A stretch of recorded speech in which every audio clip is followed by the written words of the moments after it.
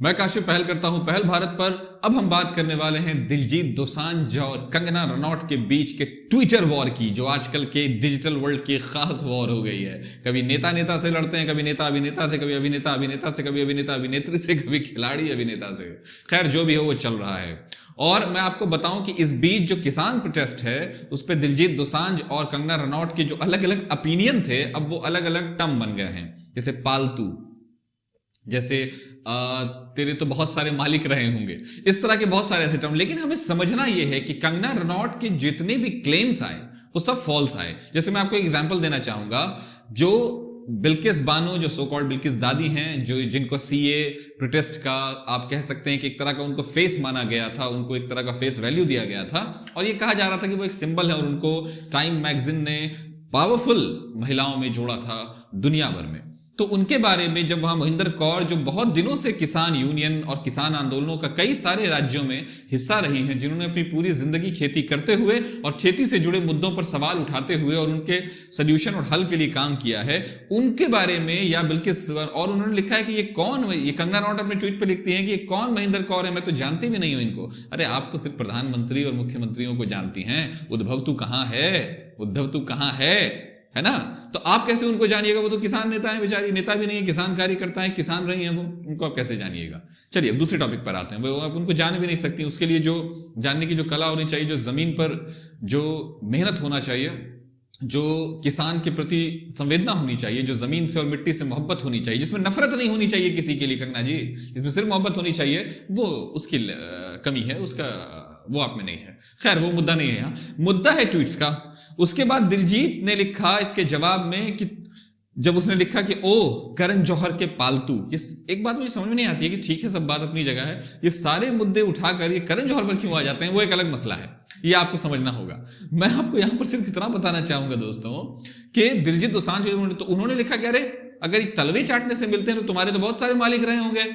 कितने मालिक हैं, है ना? इस तरह से बस। उसके बाद इसने क्या कर दिया कि बिल्किस, कंगना रनौत ने अपने ट्वीट में बिल्किस बानो का नाम लेकर मोहिंदर जी को, जैसा कि मैंने आपको बताया, उस पर भड़क गया दिलजीत को लगा कि ये तो बदतमीजी की हद हो गई भाई। एक बूढ़ी औरत, एक किसान आंदोलन से जुड़ी हुई औरत और किसान आंदोलन में जुड़े हुए लोग, उनके लिए ये बोलती है कि इनको 100 रुपए में खरीदा जा सकता है। बताइए, जो पूरे देश को खाना खिला रहे हैं उनको ये 100 रुपए में खरीदने चली है। तो ये तो भाई बहुत ही गंदी बात है। तो इस पर जो वॉर हुआ और झगड़ा चल रहा है, आखिर में दिलजीत ने कहा कि वे आप पंजाबीज से मतलब उनके कहने का था कि हम लोग पंजाब से हैं, हम बॉलीवुड वाले नहीं हैं, तुमको बॉलीवुड के बारे में जितना बोलना है तुम बोलो, वो तुम्हारा मुंह, उनके मुताबिक जो है वो कह रहे हैं कि तुम्हारा मुंह अब गंदा बन गया है, उसमें से सिर्फ खराब बातें आती हैं, तुम बॉलीवुड वालों के बारे में बोलो और जितना बोलना है बोलो, उस पर कोई एतराज नहीं है। लेकिन किसानों के बारे में और उन औरतों, जो मां समान औरतें हैं हमारी, जैसा कि वो अपने ट्वीट में लिखते हैं, और उन्होंने कहा कि तुम जो ये बात कह रही हो ये किस बेसिस पे कह रही हो। और उन्होंने बीबीसी में जब मोहिंदर जी इंटरव्यू दे रही थी, वो डालते हुए दिलजीत दोसांझ ने लिखा है कि लो तुम्हारे लिए मिल गया सबूत, देख लो ये कौन है।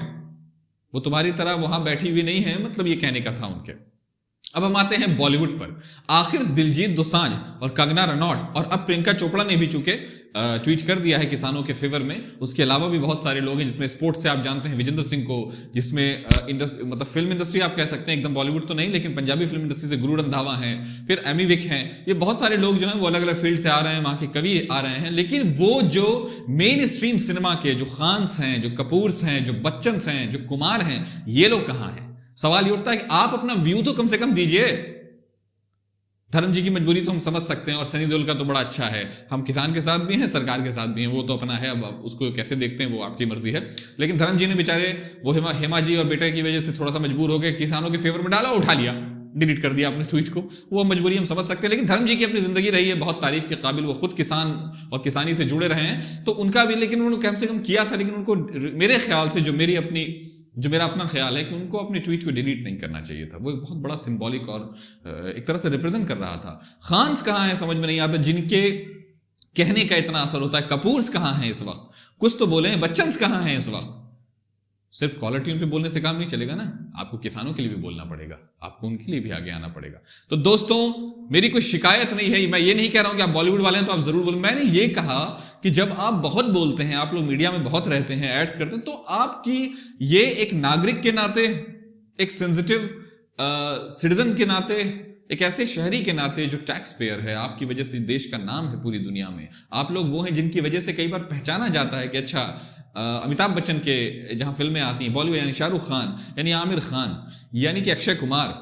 खैर अक्षय कुमार से तो मुझे उम्मीदें पहले ही कम हो गई थी, अब तो और हो गई हैं जब से वो अयोध्या में ज़्यादा दिखाई देते हैं। उनको लग रहा है कि फिल्म इंडस्ट्री हम लोग अयोध्या में जाके बसा देंगे, वो एक अलग बात है, वो बहस का मुद्दा नहीं है। बहस का मुद्दा यहां पर यह है दोस्तों कि हम कैसी कोशिश कर रहे हैं, हम किसानों से क्या चाहते हैं। हम किसानों से चाहते हैं कि वो फसल पैदा करें और उनको उनका हिस्सा मिल जाए जितना डिजर्विंग है।